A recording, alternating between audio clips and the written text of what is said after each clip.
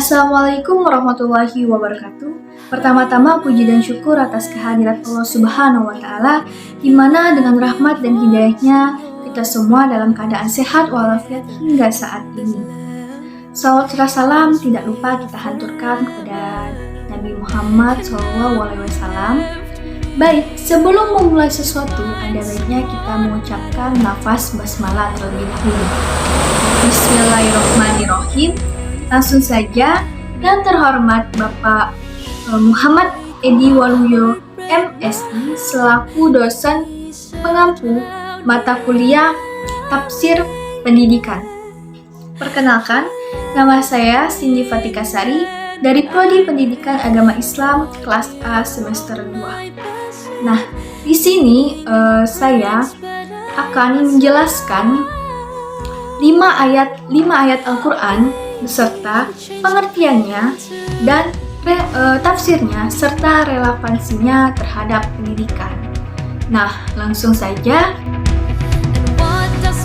Surat yang pertama yaitu surat At-Taubah ayat 122 yang berbunyi, Allah Subhanahu wa Ta'ala berfirman, Bismillahirrahmanirrahim, wa ma kana lil mu'minina liyanfiru falaula nafaro min kulli firqatin minhum ta'ifatun liyatafaqahu fid dini waliyunziru qaumahum iza raja'u ilaihim la'allahum yahzarun.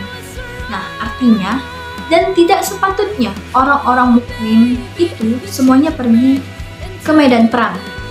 Mengapa sebagian dari golongan di antara mereka tidak pergi untuk memperdalam pengetahuan agama mereka dan untuk memberi peringatan kepada kaumnya jika mereka telah kembali agar mereka dapat menjaga dirinya.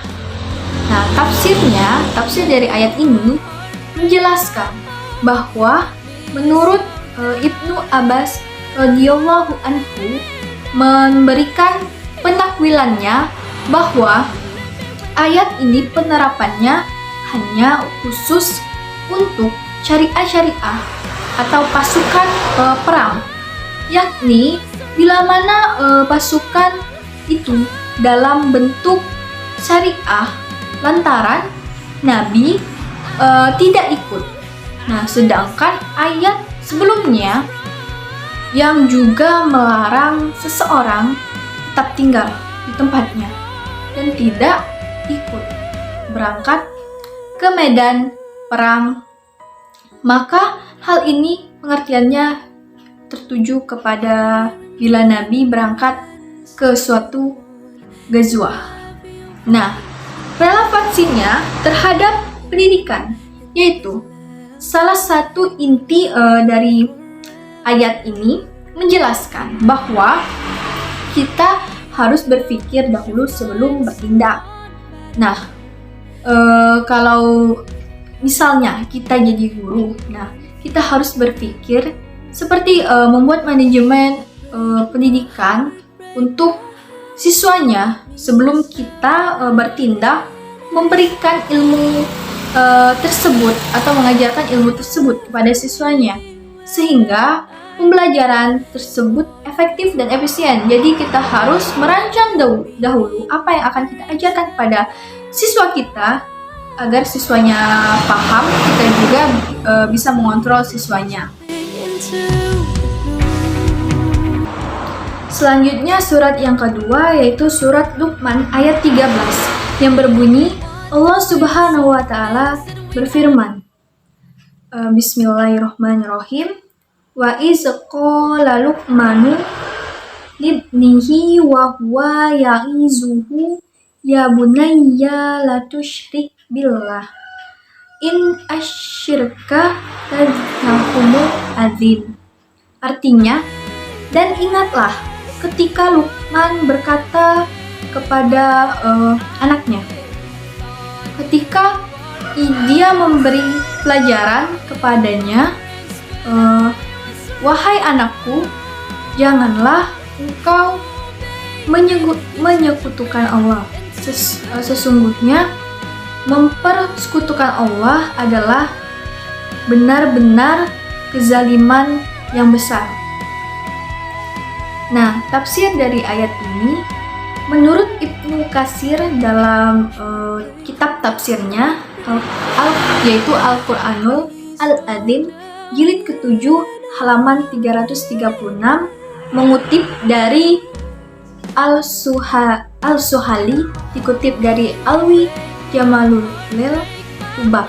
Ia mengatakan tafsir surat Luqman tersebut bahwa Allah menceritakan tentang Luqman yang menasehati anaknya agar tidak menyekutukan Allah. Dalam hal ini, Luqman menasehati anaknya tentang hal yang paling fundamental dalam agama, yakni melarang anaknya berbuat syirik, sebab kesyirikan tersebut merupakan kezaliman yang besar. Terus relevansinya terhadap pendidikan yaitu mengajarkan kepada semua orang untuk mengajarkan kepada anak-anaknya atau mendidik anaknya untuk bersyukur atas segala nikmat yang diberi oleh Allah Subhanahu wa Ta'ala. Maka jangan sekali-sekali menyekutukan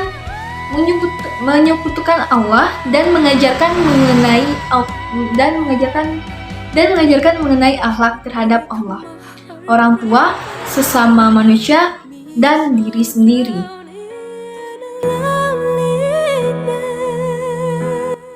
Baik, surat yang ketiga, surat Fatir ayat 28 yang berbunyi, Allah Subhanahu wa Ta'ala berfirman, Bismillahirrahmanirrahim, wa minan nasi wabbi wal an'ami mukhtalifun alwanuhu kadzalik. Innama yakhshallahu min ibadi ulama. Innallaha azizun ghafur.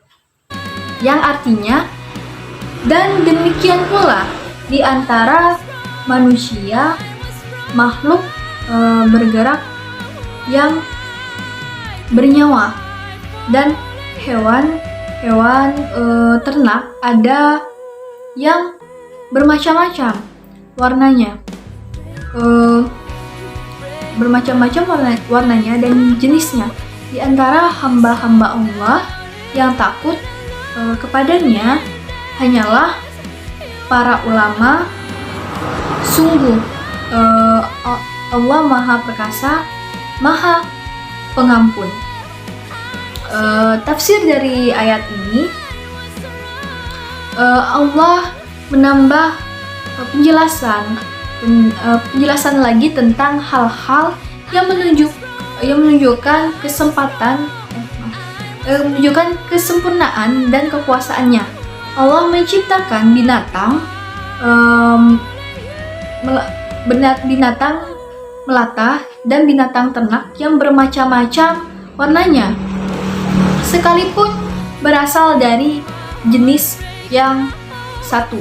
Bahkan ada binatang yang satu tetapi memiliki warna yang berbeda atau bermacam-macam. Maha suci Allah, pencipta alam semesta dengan sebaik-baiknya. Sejalan dengan ini, firman Allah, dan di antara tanda-tanda kebesarannya ialah penciptaan langit dan bumi. Perbedaan bahasamu dan warna kulitmu, relevansinya terhadap pendidikan yaitu dapat dipahami bahwa ulama tidak hanya dalam permasalahan agama, akan tetapi dalam bidang ilmu lain juga bisa dinamakan ulama, dan kita bisa memahami ajaran Islam melalui pendidikan dengan mendalam seperti belajar dari Al-Quran dan hadis, dan juga memikirkan pula tentang fenomena alam yang Allah ciptakan agar semakin mendekat kepadanya.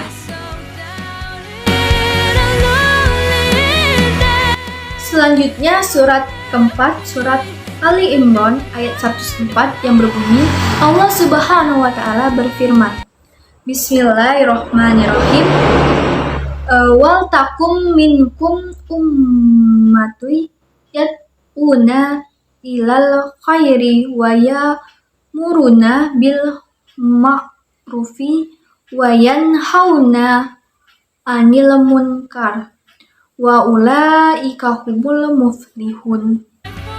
Yang artinya, dan hendaklah di antara kamu ada segolongan orang yang menyeru kepada kebajikan, menyuruh berbuat yang makruf dan mencegah dari yang munkar, dan mereka itulah orang-orang yang beruntung.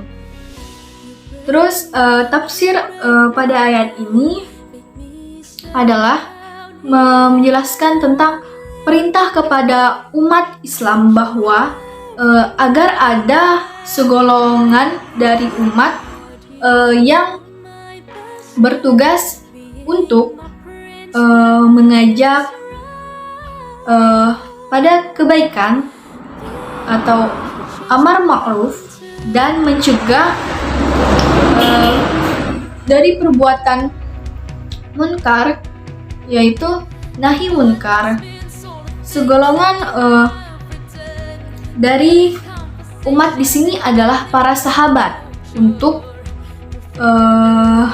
pada masa generasi awal Islam, tetapi kini tugas ini beralih kepada para dai dan ulama.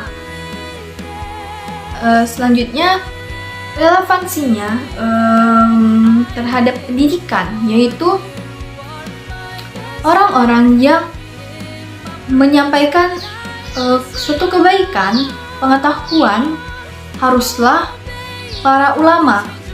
Artinya, dalam konteks ini, pendidik dituntut untuk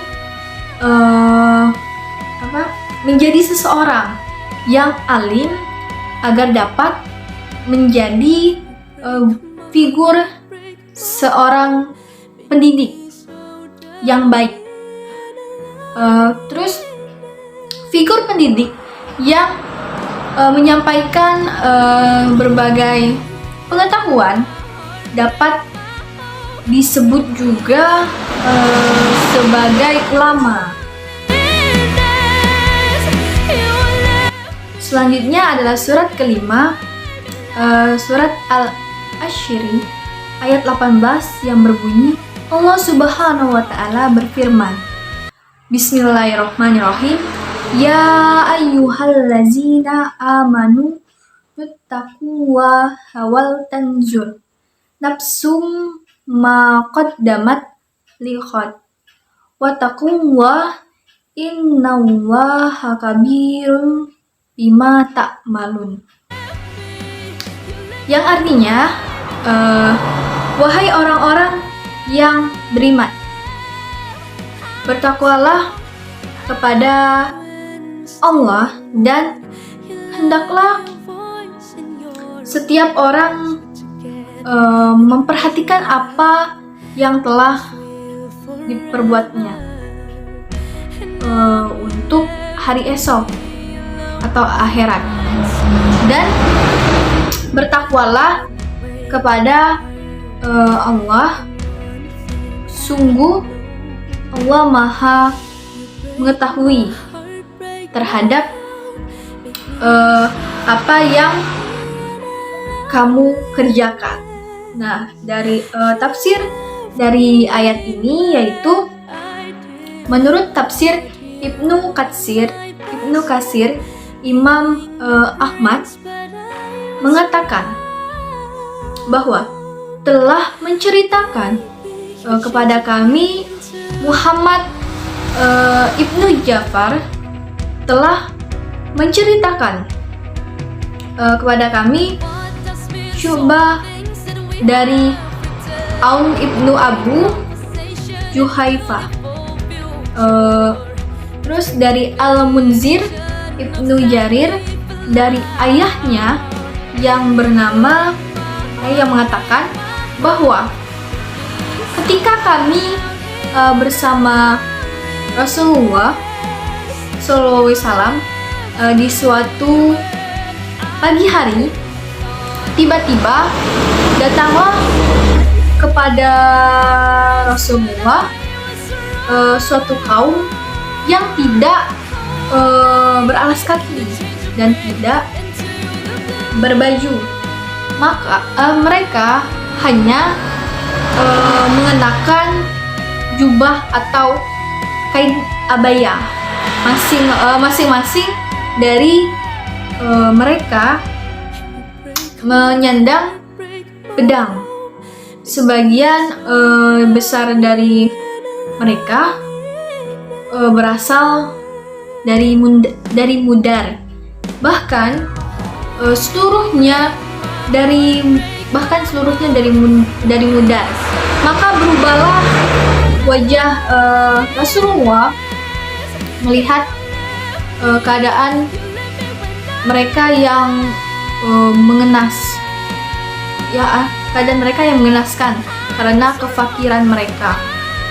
Kemudian Rasulullah SAW masuk dan keluar, lalu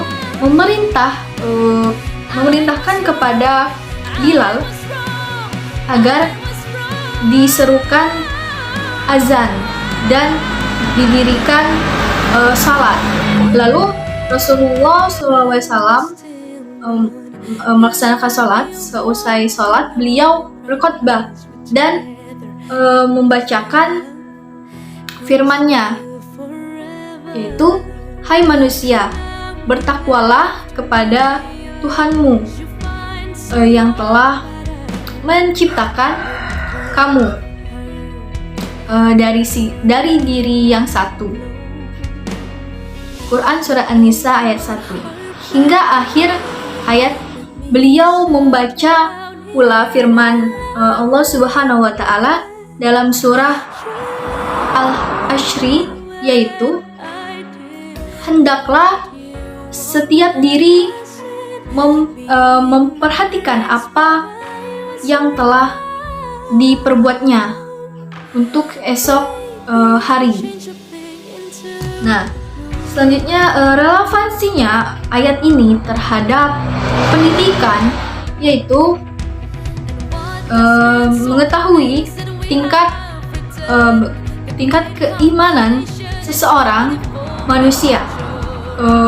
Apakah ia mempunyai iman yang kuat ataukah masih terombang-ambing.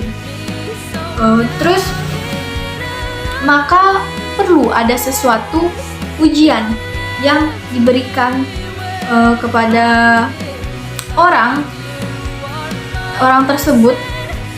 Bagaimana contohnya, misalnya kan seorang murid bisa disebut cerdas atau pintar tanpa ada tes atau ujian yang diberikan.